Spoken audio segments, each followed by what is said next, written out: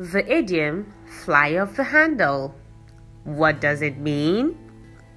To fly off the handle is a sudden angry reaction to something that someone says or does. It is usually very quick and unexpected. Here is the idiom used in a sentence.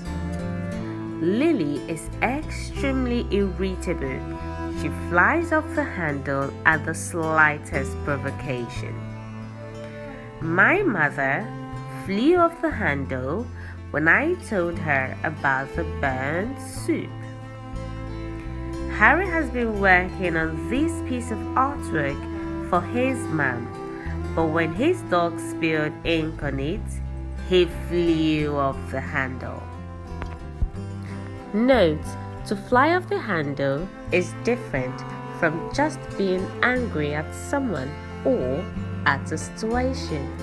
It is the extreme condition of anger.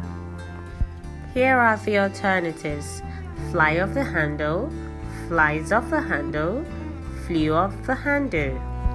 Watch as this idiom is being used in a movie. My goodness, I am flying right off the handle. If you notice someone who flies off the handle easily and at the slightest provocation, do not get too close when conversing with them, because they can get physical and violent, just as we see here.